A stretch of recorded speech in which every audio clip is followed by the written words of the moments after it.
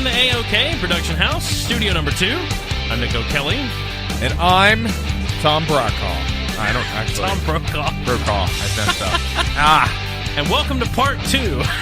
That's right. It's been a long time, Nick. Yeah. It's been a long time since I've seen you. It has. I can barely remember what we talked about. I know.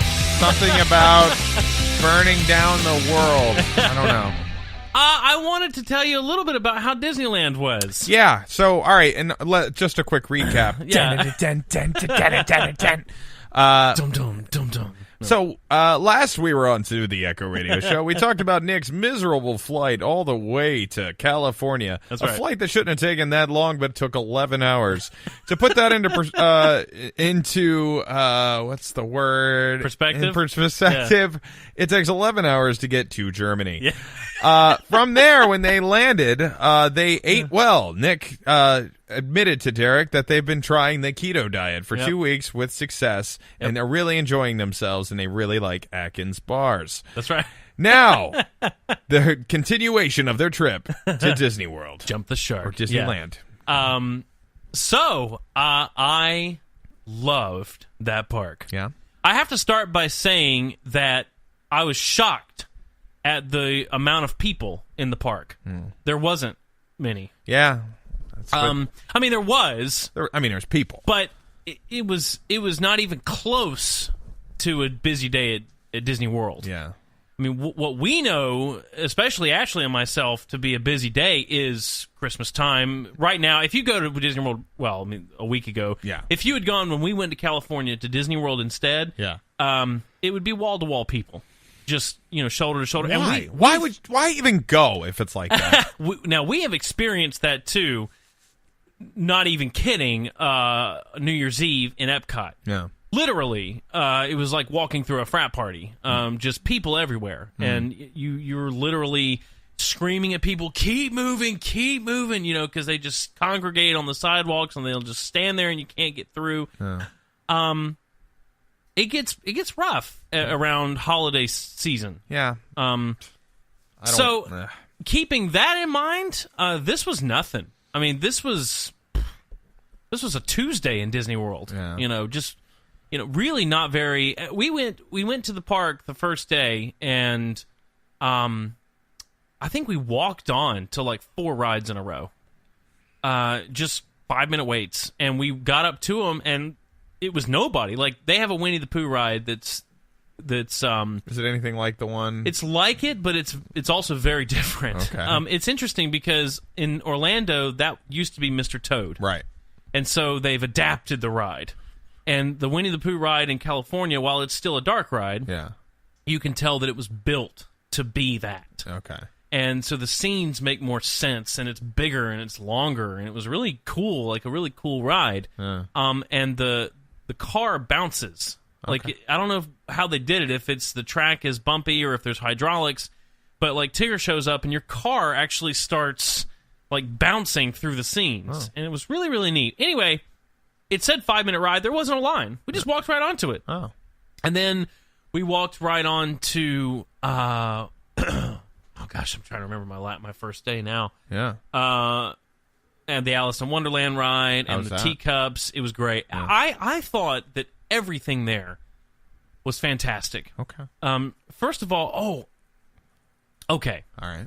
So there's a show in Orlando called Fantasmic. Yeah.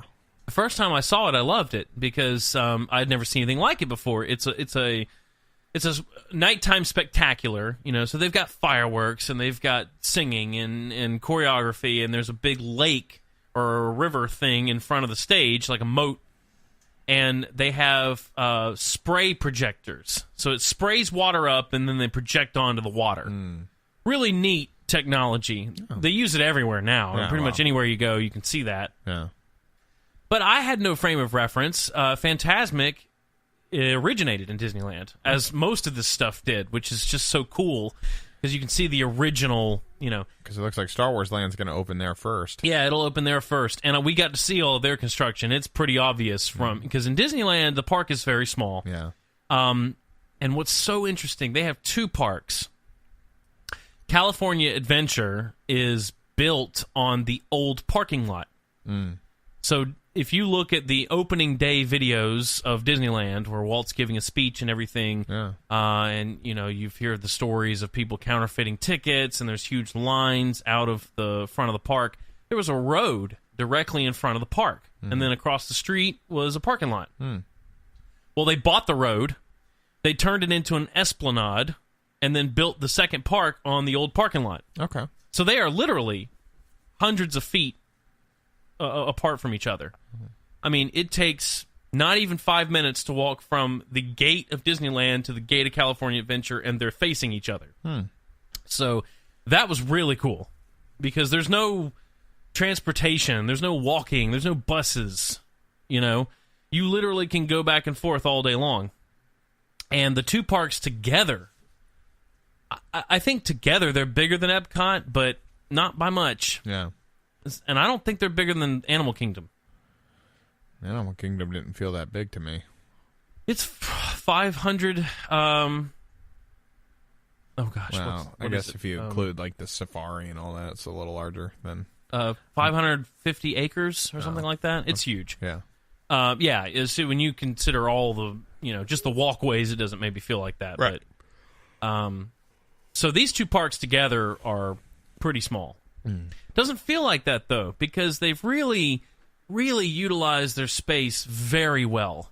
You walk into areas of these parks and they feel extremely immersive. In Disneyland, which is of course in Orlando they call it the Magic Kingdom, so I'm going to refer to it as Disneyland. Sure. There are less lands than in the Magic Kingdom. You have Main Street, New Orleans Square, Frontierland, Adventureland, Fantasyland, and Tomorrowland. So 6 lands. I think there's 9 in the Magic Kingdom. So their New Orleans Square is very expansive. There's alleys that you can walk into and out of, and you really and when you're there, they've done such a good job with sight lines and trees and everything. You can't see any other part of the park. Whereas when you're in Magic Kingdom, if you're standing in Liberty Square, Frontierland's right there. Yeah, you're looking at it. Yeah, so it's just very different. Anyway, Fantasmic in Disney World is in a big amphitheater. It's in Hollywood Studios. There's a giant amphitheater that's hidden back in there. In Disneyland, Fantasmic is performed on the Rivers of America, so where they have the riverboat. Okay. And Tom Sawyer Island's out there in the middle. That's where they do it. And so out on Tom Sawyer Island, that's where Mickey's standing, and they have a real dragon, like this big, giant dragon animatronic that breathes fire, and it comes out. And they don't just have the riverboat; they also have a big, the ship Columbia, which looks like a pirate ship. It's this giant ship with sails and everything, and you can ride on it. Super cool. Yeah. So this thing comes out during Fantasmic, and there's people on it, pirates, and there's sword fighting and everything. It was incredible. The show was incredible compared to what we have in Orlando. It doesn't even hold a candle to this. And what was so cool is that, you have the projection show for the nighttime fireworks, right? That's normally on the castle. Yeah. In Disneyland, mainly because of the amount of space that they just don't have, they show that the fireworks are 360 degrees around the park. So different fireworks are shooting off all different places, not just centralized. So you can see them from all over the park rather than just in front of the castle. Right. And they show the projection show in multiple places. Oh.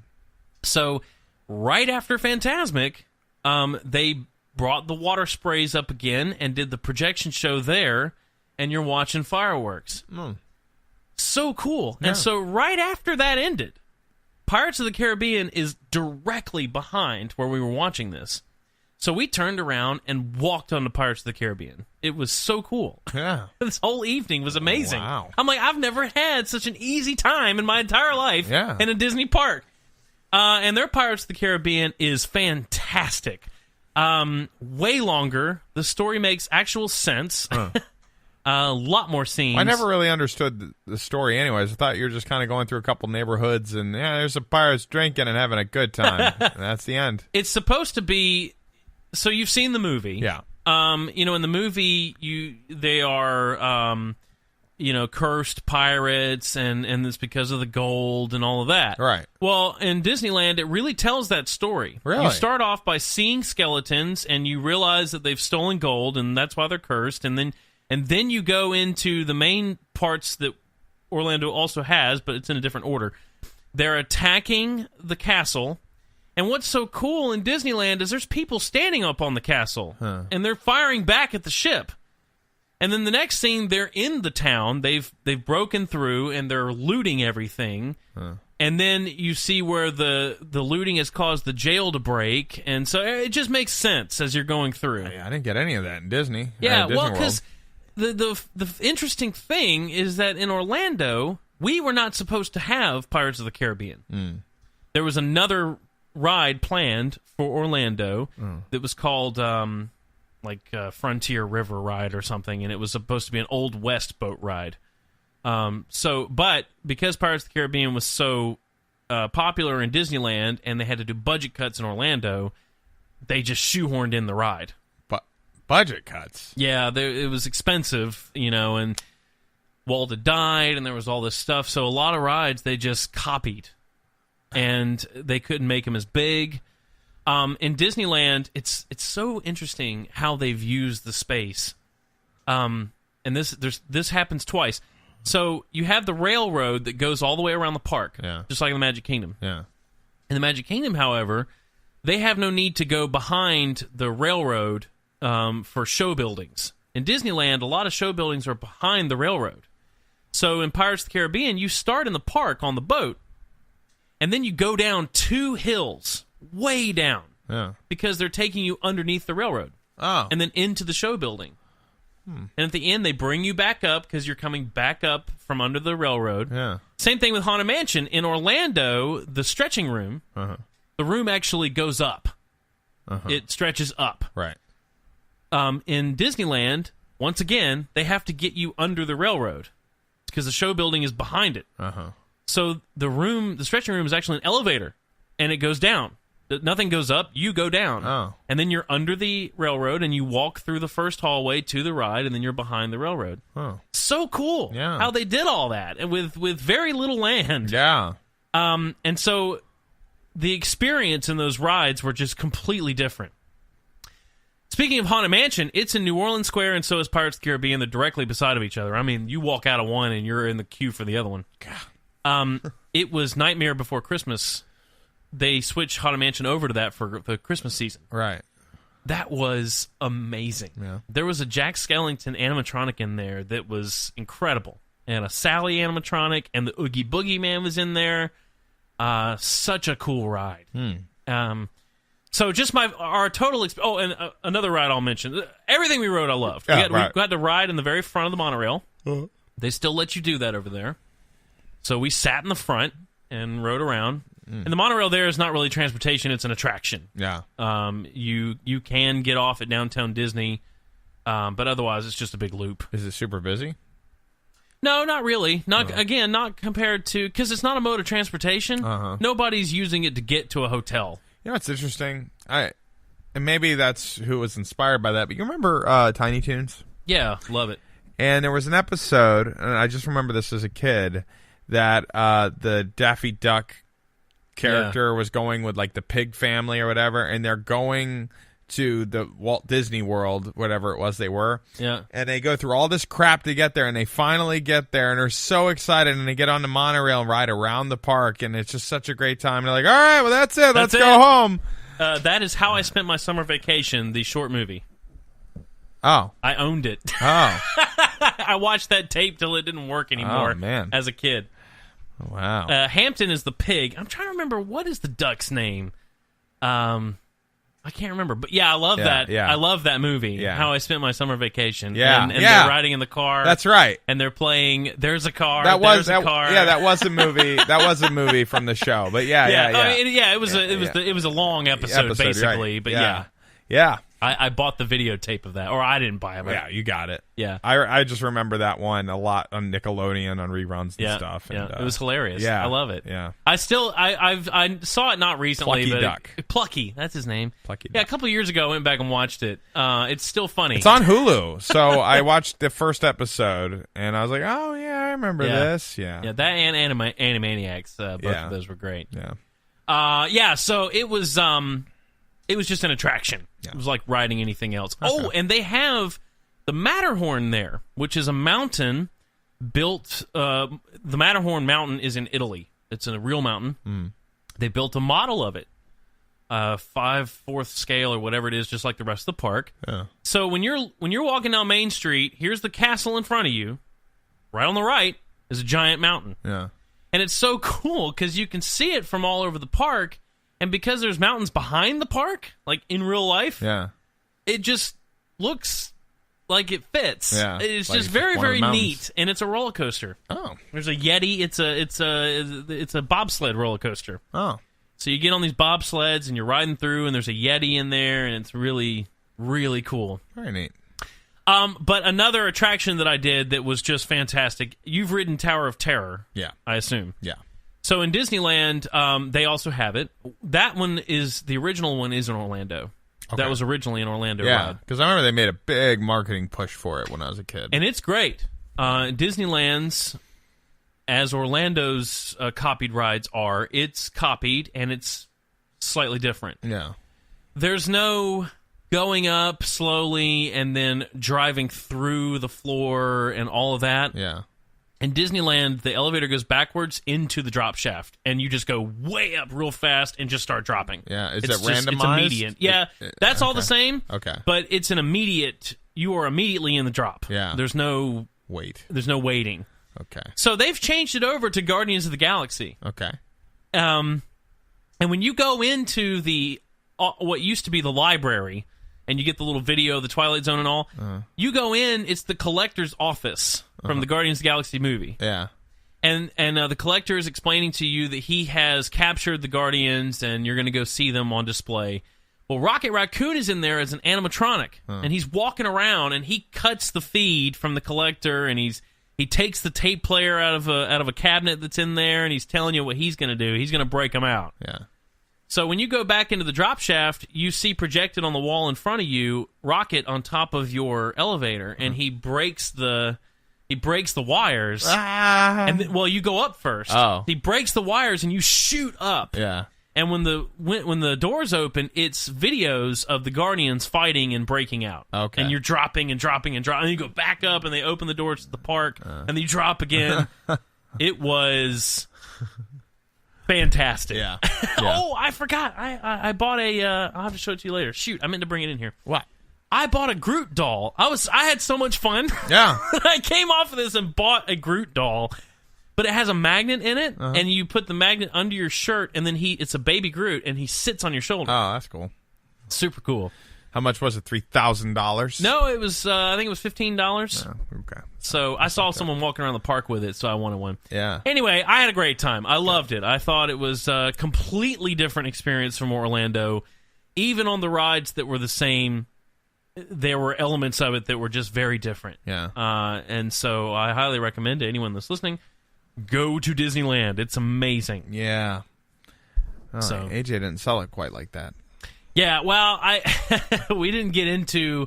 She didn't want to sell, I don't think, one or the other. Yeah. I mean, there's a lot of reasons why Orlando is also excellent. I mean, Yeah. it's bigger. There's more, you know. But what they did with that park in California is impressive. Yeah. So you enjoyed it. And how many days did you go to Disneyland? Well, we were there. We had 5-day tickets. Oh, okay. And it was a 6-day, 7-day trip.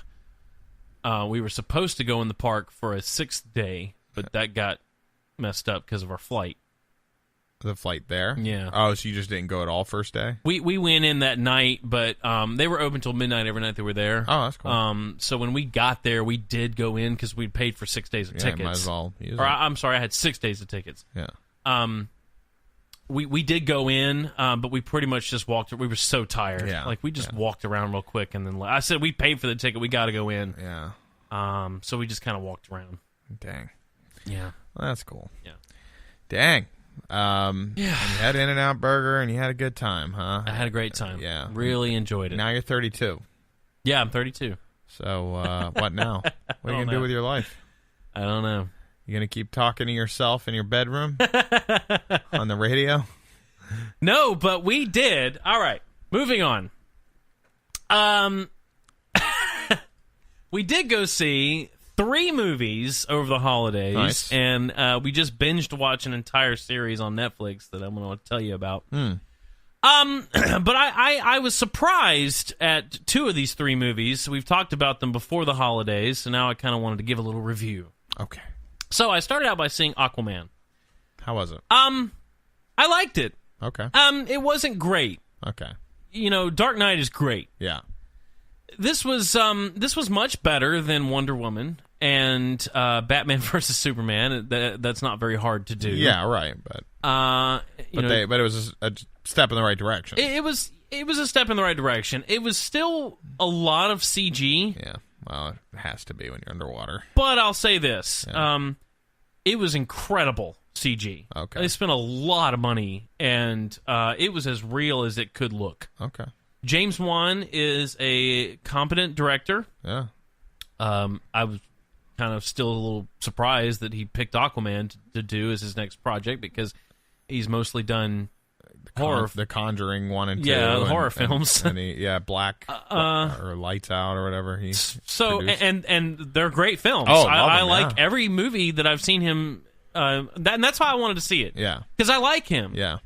So it's a little weird in terms of what he's done before, but he made a good movie. It is a good movie.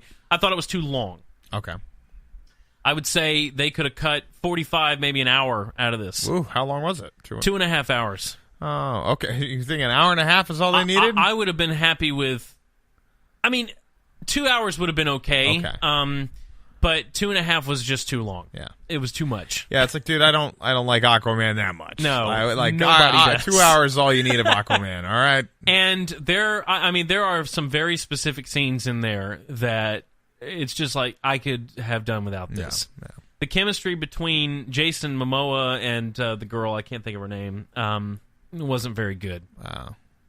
Also, I have to say, DC Animated, the guys that did Batman Animated Series, of course, they did Justice League, which is a fantastic show. Yeah. They did a really cool Aquaman. There's several episodes of Justice League.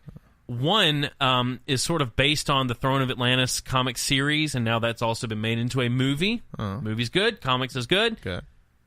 They did an episode that was similar to that storyline that's fantastic. This movie is basically Throne of Atlantis. Okay.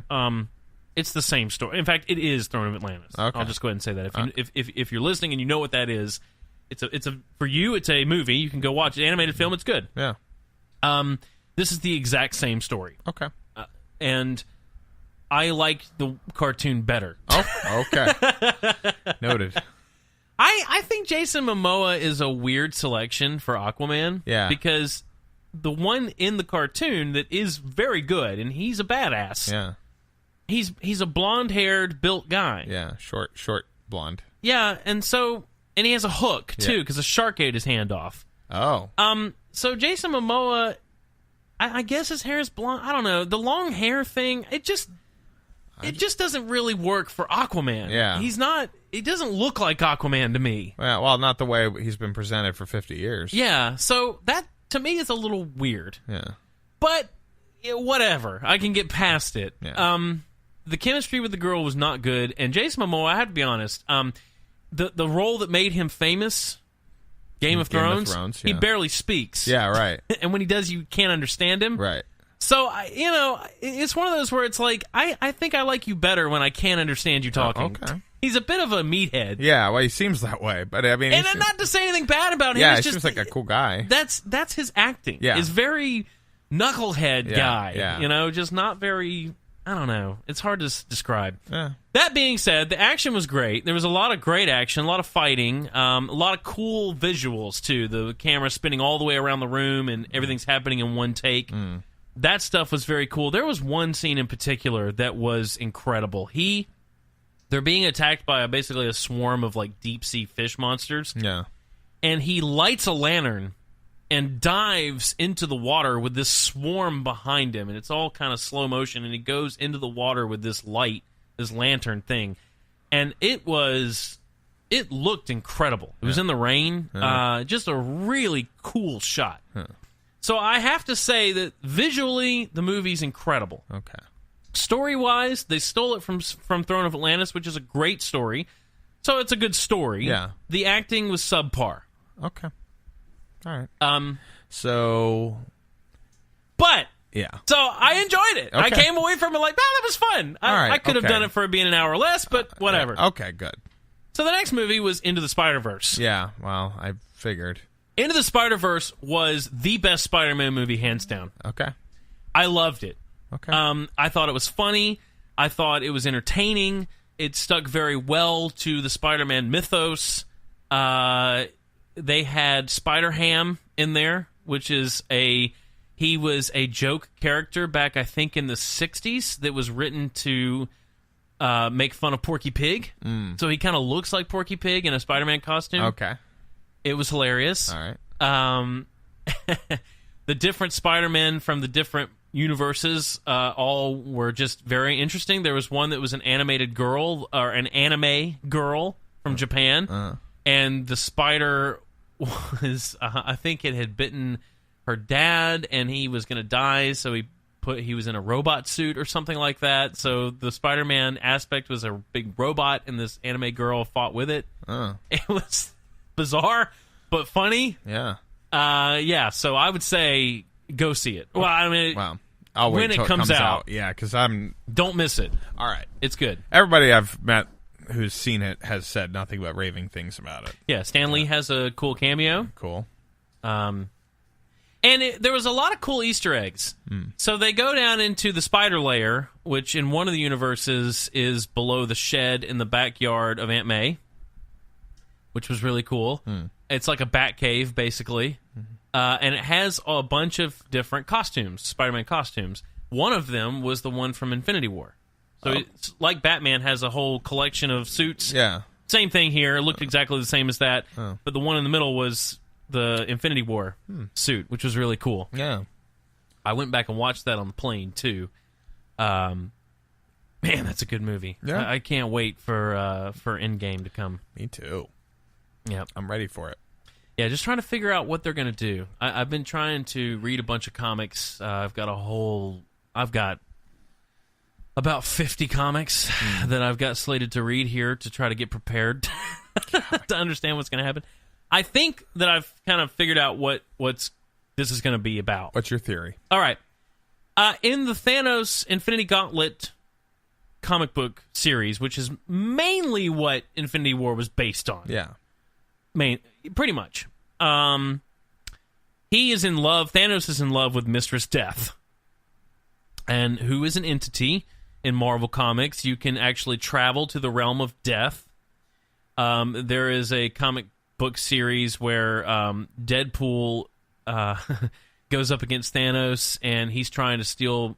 He's getting with Mistress Death, and Thanos is super jealous. And anyway, Deadpool ends up getting banned from the realm of Mistress Death, which turns out when you get banned from her realm, that means you can't die, so you're basically immortal. Oh. So there's a whole thing about Deadpool being immortal, and he's jerking on Thanos the whole time. Yeah. That's a funny comic. Very, very funny. Anyway, Thanos is not going to be in love with Mistress Death. That's not going to happen. Yeah. But I think that this in-game movie is going to be about death. I think that there is a well, I think it's called the Infinity Well, but the Well of Knowledge or something like that exists in the realm of Mistress Death. In the comics, Thanos goes there, and that is how it'll give you the answer to any question if you ask it correctly. Okay. So Thanos is trying to figure out, he has gotten Infinity Stones throughout his history in Marvel. He has gotten different stones at different times. He's had all the stones at one point and could never get him to, couldn't wield them correctly. Yeah. The Infinity Well is how he finds out to use a gauntlet. That it tells him to have a gauntlet made and to put the stones in that.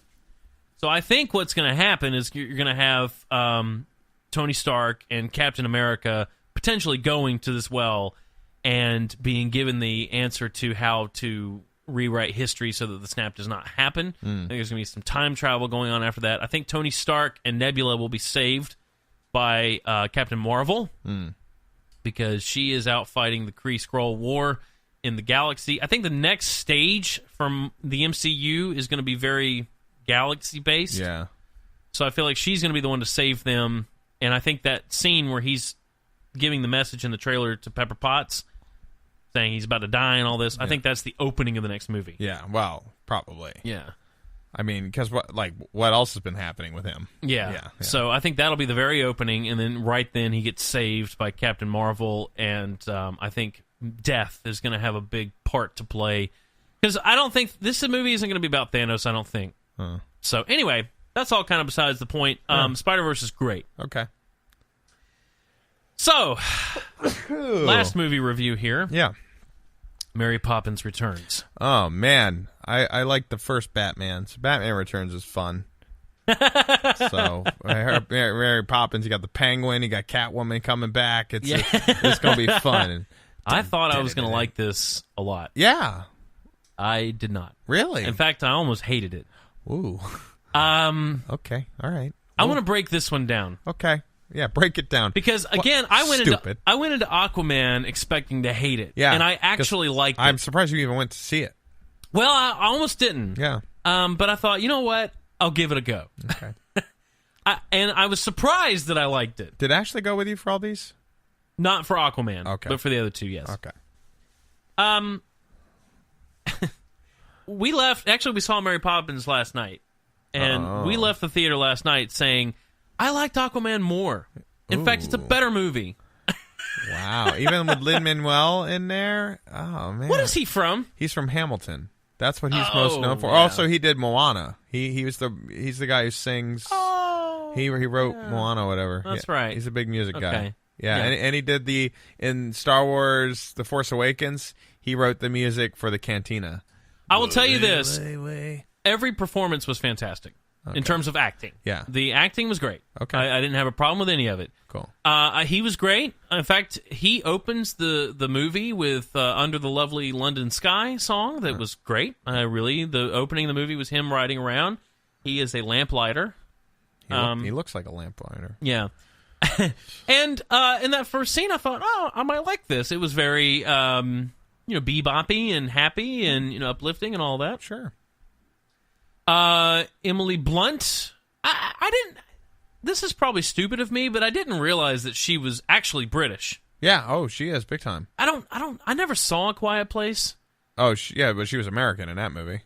But she's really British. Okay. So I have literally not seen her in anything else. Yeah. I know that she's married to John Krasinski, yeah. But other than that, I don't know anything about her. Yeah. I've only seen her in the trailer for A Quiet Place. Oh, she is British. So that was cool. I was like, she's actually British, so that's cool. That makes a little more sense. Yeah. Why she was cast. And I have to say, she did a great job. Good. I mean, I don't want to say she imitated Julie Andrews, but she embodied the character. The character well. Yeah, and I think she did a very good job. Good.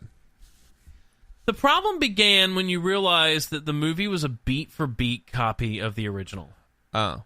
I mean, almost down to the minute. I gotta be honest, I've never seen the original all the way through. I've seen pieces of it, but I haven't seen the whole thing. Oh, man. So I might like the second one because I won't realize.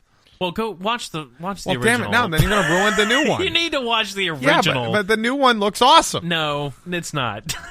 God damn it might ruin the first one for you. The first one is a classic. Yeah, well, it's a classic if I saw it when it was a classic. It's not a classic now to me. No, I love it. I love the original. Right. I think it's incredible. Dick Van Dyke. Yeah. Julie Andrews, of course, the guy from Monty Python. I can never think of his name. He's the dad. Yeah. Also, you should watch a movie, Saving Mr. Banks. Oh yeah, with Tom Hanks. Yeah, he's Walt Disney, yeah. and whatever her name is. Crap. Emily. Yeah. Emily Blunt. No. Oh. I think Emily Andrews. No, it doesn't matter. Julie Andrews. No. whoever she is, you recognize her. She was the divination teacher in the Harry Potter movies with the big glasses. Oh, Emma Thompson. Emma Thompson, there we go. Yeah. She is P.L. Travers, who's the writer of the Mary Poppins books. Oh. So it's about her getting together with Walt Disney and his team to make the movie. Oh, she didn't want to make the movie. Oh. And she was on hard times, and she basically did it so she wouldn't go broke. Oh. And Mary Poppins is... You have to see the movie. Yeah, Saving Mr. Banks? It is a fantastic film. All right. I'll check it. So good. I'll check it. It's a tearjerker. Yeah, good. And it makes you want to watch the movie. Okay. Mary Poppins. Well, then that's where I'll start. Start there. Okay. Seriously. Okay. It'll give you the history, and then you can watch Mary Poppins. Done. It's a beat-for-beat copy. Okay. It starts off with... The original starts off with Dick Van Dyke singing, and Mary Poppins comes in on the West Wind, and... instead of being a chimney sweep, Lin-Manuel is a lamplighter. Well, I'm curious, though, because this movie's supposed to take place 20 or 30 years into the future. Yeah. But she's still the same age. Yeah, well, she's magical, so... Yeah, well, what the fuck does that mean? She's immortal, Okay, so we could just break the rules, okay. Well, I mean, right, she's, cue. She's walking around doing magic for the whole movie. Yeah, so. but damn, I mean, magic has its limits. You got to die someday. Yeah, I think that's just the character. Fuck you. All right, that's but not... I'll say this, too. Now, I mean, in the original, I think it's set in the 20s, I guess, because there's suffragettes. The mom is a suffragette. Yeah. I didn't really think about that going in because I was sitting there the whole time thinking, shouldn't this be a little bit later, like the 60s or 70s? Yeah. But it's like the 40s or 50s, I guess. And so I thought that, I mean, it makes sense if you remember that the original is set so far back. Yeah.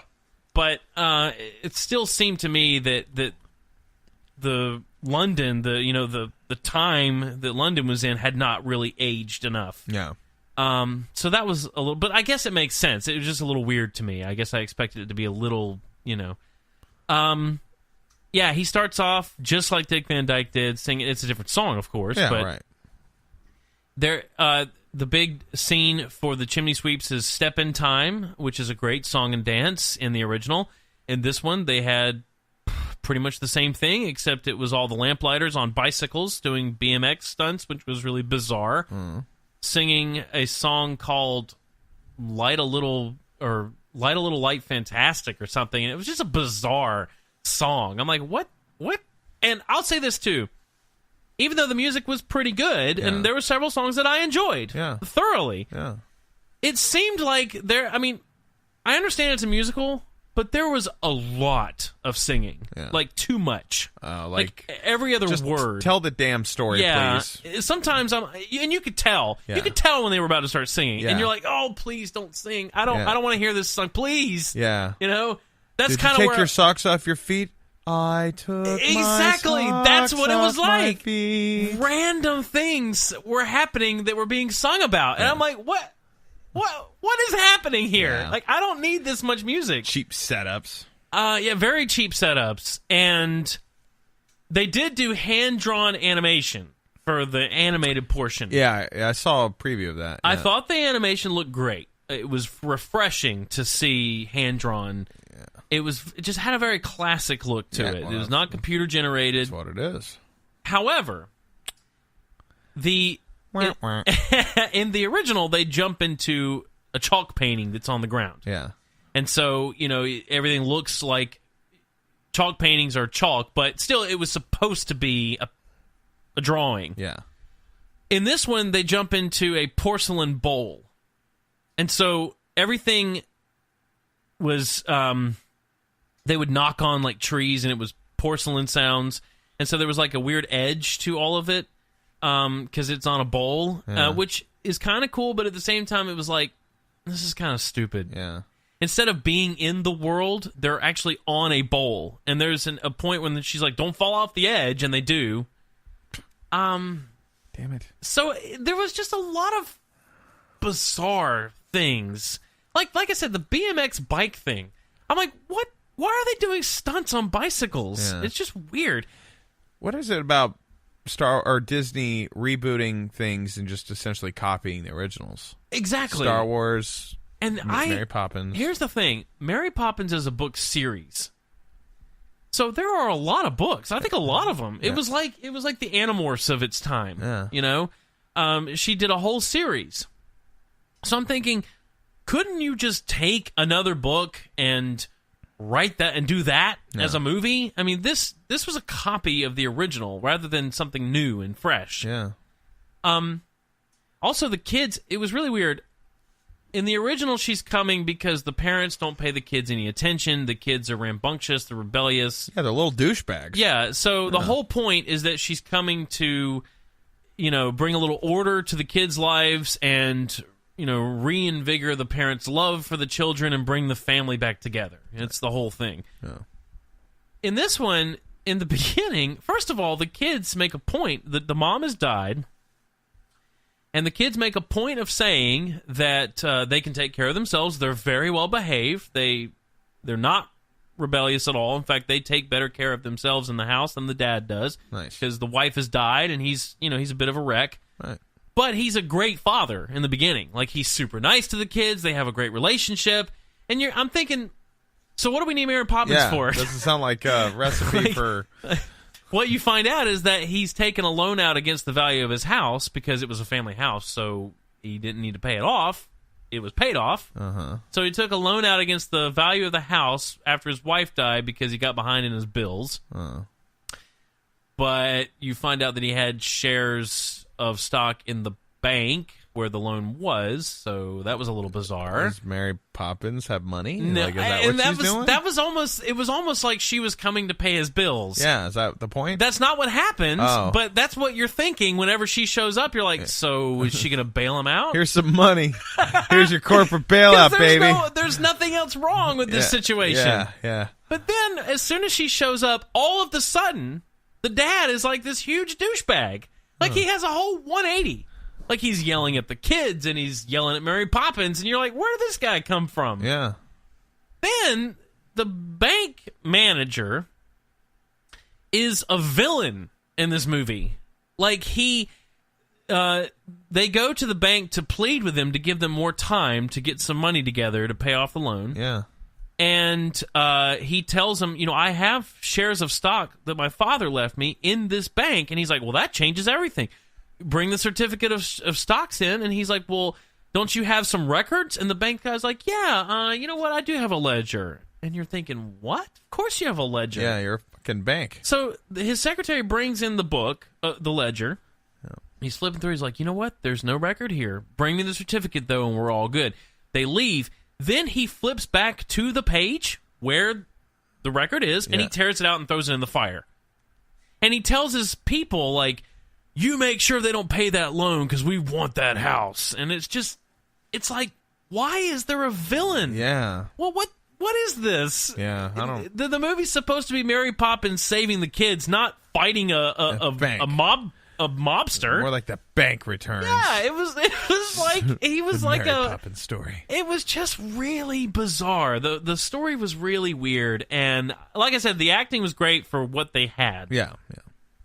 So there were elements that I enjoyed, but overall, I'm surprised the reception has been so good. Yeah, I'm not excited to see it now. I do not recommend it. All right, done. If you've never seen the original and you want to watch it, then you may think it's fine.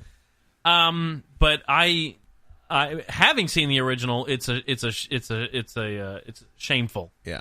Okay. All right. Yeah. I mean, well, as you start to explain, so instead of a plate or a chalkboard thing, we got a porcelain bowl instead. I'm like, well, see, but that's the thing. You're just, all right, instead of a chalkboard, what else can we do? Oh, I know, Tim. Let's do a porcelain bowl. Oh, that's funny. And spoiler alert here, they break the bowl. Of course they do. And she takes the bowl to her cousin, who is Russian, and lives in an upside-down house, because she can fix anything. But she can't fix anything on this day because she's upside down. So there's a whole song about living upside down. No, I'm not interested. Then you never hear about this bowl ever again. The whole point of this bowl was that it was priceless. Yeah. And the kids thought, well, we could sell it and then pay off the loan if it's worth that much. Yeah. When they take it to her cousin, she tells them, oh, it's worthless, but I'll fix it for you. And then that's it. The bowl is an entire plot point in the beginning. Well, it doesn't need to be a plot point. See, I hate that kind of storytelling where for no reason you introduce something that just creates a needless obstacle. And that's all this was. Yeah. It was bizarre. Yeah. And then one last critique here. Yeah. The two. So there's the dad in this is the son from the original movie. Okay. So in the original movie, there's a boy and a girl. They're brother and sister. Right. This movie is about them grown up. Okay. The sister is pretty well off. She's fine. She's living in a flat. She's got no issues. Yeah. She's trying to help the brother out because he's in such a wreck from the mom dying. In the beginning, when they're setting all that up, you're like, okay, this is interesting. Then it just all falls apart. Yeah. But what's really weird is that the whole time, Lin-Manuel is the lamplighter is running around with Mary Poppins, and they're having adventures together, and he's very clearly infatuated with Mary Poppins. Yeah. But in the end, Mary Poppins sets him up with the sister. Oh. And it's just like, well, I know who you'd be good for. Yeah. And it's just like, there's my mama, you know? Yeah. I don't know. It was just shoehorned in. Yeah. And I was like, this is so weird. And then Angela Lansbury shows up in the end, which is cool to see her, but she had nothing to do with the original movie. Yeah. And Julie Andrews is alive. Yeah. So why wasn't she a cameo in the movie? Yeah. That's just so weird. Well, because she's Mary Poppins. You can't do that. But why Angela Lansbury? I kept thinking Angela Lansbury was going to give him a bed knob. Yeah. And then that was going to be like, because Bed Knobs and Broomsticks was always supposed to be like another Mary Poppins style movie, and they were going to try to do it again. Uh-huh. And I liked that movie, but it wasn't very popular. Yeah. So I thought this would be a way for them to like kind of be like, hey, we recognize that wasn't as good of a movie, but here she is, and how cool is that? And I would have been okay with that. Yeah. But nope, she's just some lady selling balloons. Okay. Really bizarre. All right. Damn. All right. Well, I'm not going to go see that either. Thanks. No. Okay. Now, I know there's been a lot of narrating here, but we saw so much, I wanted to kind of... There is something you should watch. I just don't have the time, I Nick. said all that to say this. I'm going through Scrubs again, and I just don't have time to watch something Let me give new. you something that's new, and the episodes are long, but there's not a lot. I think there's 10 episodes or so. Yeah. The Haunting on Hill House. Yeah. Let me tell you something. Okay. This may be the best... I don't really want to call it a horror. It's not a horror like we know today. It's a ghost story. Okay. It is great. Okay. Have you heard of it? Surely you've heard of it. Yeah, I've heard of it, yeah. This is a very it's made, directed by a guy named Jim Flanagan, who did a few other horror movies. Oculus is one. I can't remember the other one that was real popular. I haven't actually seen the other films, but they all have good ratings.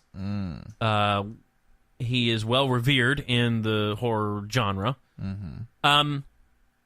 It is a story of a family who is all suffering from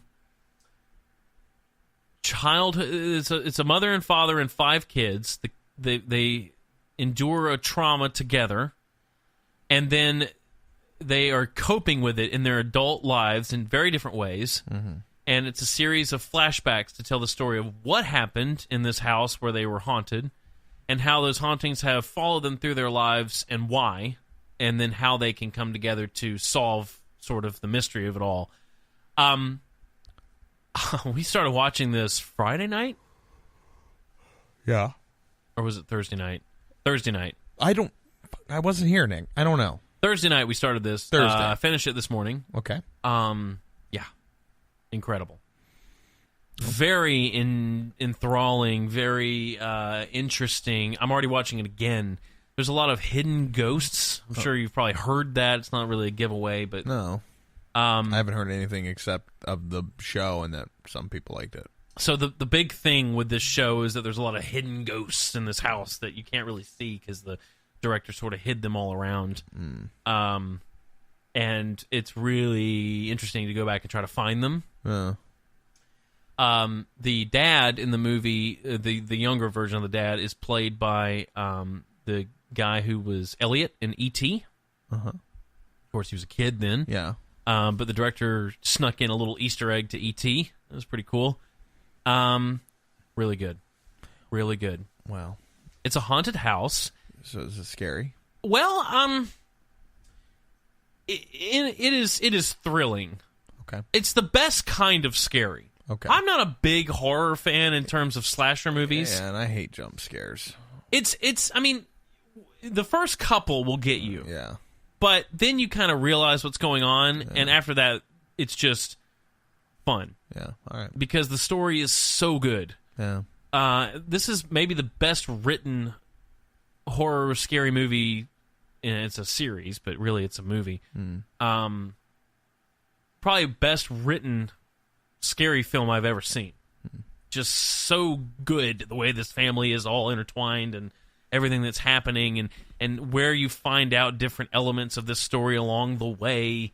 I would think that you would love it. Maybe. You know, I'm looking at your posters, these Star Wars posters, these special edition Star Wars posters. Yeah. And I've got some critiques. They're not the originals? Well, no, but... From 1997? Yeah, well, they're from 1997, so I'm looking at this Empire Strikes Back one. Yeah, it's shorter.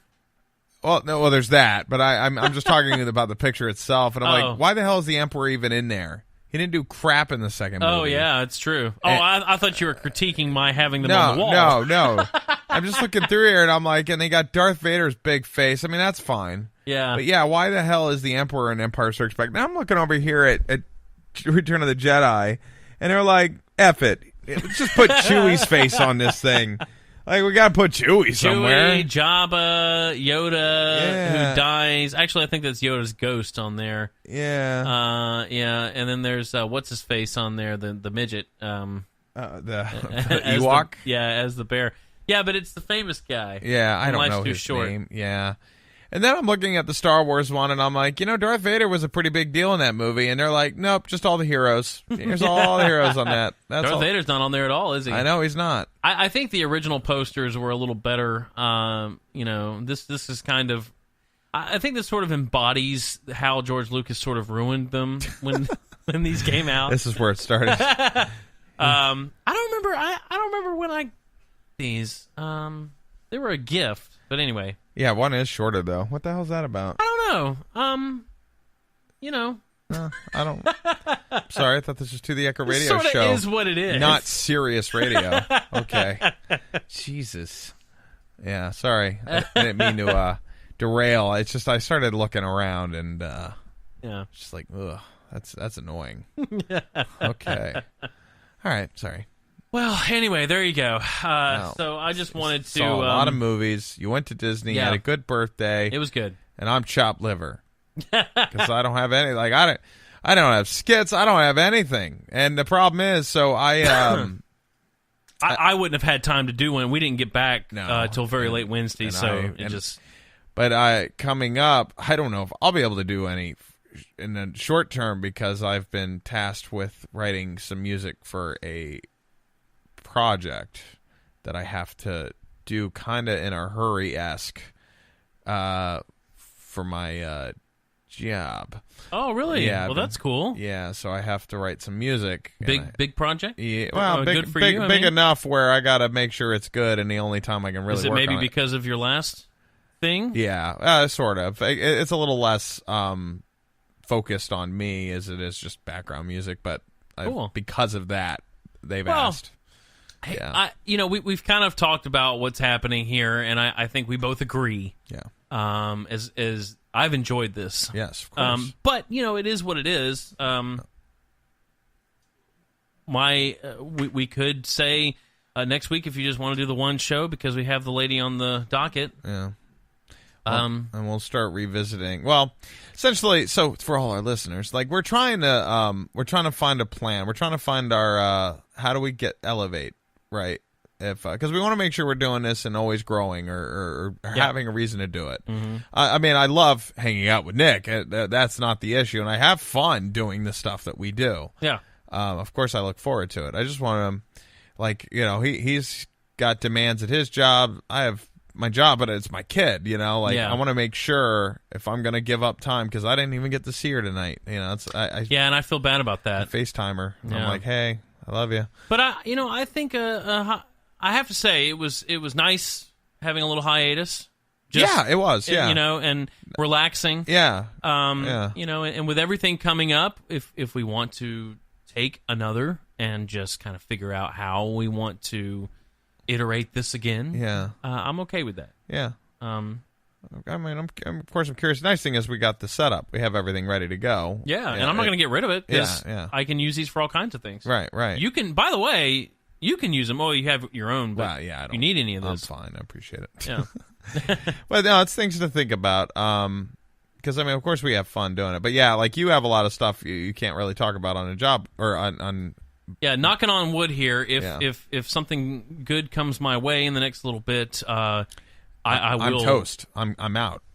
He's getting rid of me, and it's over. There will just be a lot of traveling that'll happen quickly, and in the next little bit that I just won't be here on Sunday nights. Yeah. So and Sunday nights is the only night I can really pull this off, and that's the tough thing. So try not to jinx it, but fingers crossed. We'll see. Yeah, because you never know. Because remember, if it happens for you, it's gonna happen for me. Yeah, and so that's why I say, and along with that good thing, would also be more responsibility. So time. Yeah. I mean, time is hard to. You got your family. I got my family. Yeah. And and I'm teaching myself how to code. Yep. That's been something I've been working on, and but I haven't been exercising as much because coding has taken over that time. Like pretty much I don't, unless I just sleep less, which I can't really function on. Yep. It's either I code or I work out. And well, are you okay to do this interview next week? Yeah, of course. Yeah, I mean we're committed. Yeah. So I mean maybe we can do that and just make that our one show. Yeah. And then we'll take a hiatus and see where we land on the other side. Yeah. I mean, I feel like you and I just have to have some meetings on it and figure out look at the broad picture, Yeah. And also in the next couple of weeks I should know more. Yeah, good. So then we can really But I don't want to sound like a downer or anything. No. I've had such a fun time. We've done it almost a year. I mean, we put a lot of time into this thing. Yeah, of course. There is a whole slew of episodes. Yeah. So it's not like, no, I think this is a great memory. This has been a great time. Yeah. I don't feel bad about it at all. Good. It's just, it is what it is. And I understand. I'm surprised that you've been able to commit as much time to it as you have because you have a kid. Yeah. And also an interesting work schedule, I would say. Yeah. So it's tough. Once my mother-in-law leaves, it gets harder. Oh, yeah. How long? When is she's she here leaving? until February. That's right. So, like, right now, she's still supporting, like, she watches the baby a lot of the time. Yeah. When I'm doing other stuff. But, yeah, once she's gone, it's me and my wife again, and we're... Yeah, and if I start traveling... which this would mean that probably it's hard to give up weekend time because that's when me and Ashley you have your family. Yeah, that's the only time we're together. That's your family. So it is what it is. So it's just things to keep in mind. But like, hey, if we can find a way to make it where we got growth and we got things that like, okay, we got our reason. Like, something's growing. That's why I say maybe if I can land some interviews once in a while that are worth it. Yeah. We could come together for that. Yeah. Instead of trying to do 2 shows weekly. Yeah. But, there again, we'll have to see what happens. Yeah. So, either way, we will be back for then one episode next week. Yeah. We have the sports director for the Charleston CVB, the tourism department. She is the coordinator for all of the sporting events in the Charleston area. Very cool. Which is really, really cool. And I'm going to make contact with her tomorrow to say hello and make sure she's still good, which she's on the books, so she should be. Yeah. And if she's not, then there won't be an episode next week and we quit. Yeah, she wanted some time. She wanted to wait till January to get some time to get the calendar together for the new year. Cool. So she'll be coming and telling us about all the new events. Good. So should be cool. Yeah. All right. Well, anyway, I've had fun. Me too. This has been great. I had a lot to tell you. This was pretty much the Nick O'Kelly show with. I'm sorry to have Andy. Like it's like Conan, and I'm that Andy guy on the side. We had so much media content over the holiday. I had none, and I was shocked at Mary Poppins. Yeah, I'm a little. Well, now I'm glad I didn't go out of my way because to see the performances were so good. Yeah, but the story sucked. It was dumb. Yeah. So waste. But if you're into DC, Aquaman was pretty good. Good.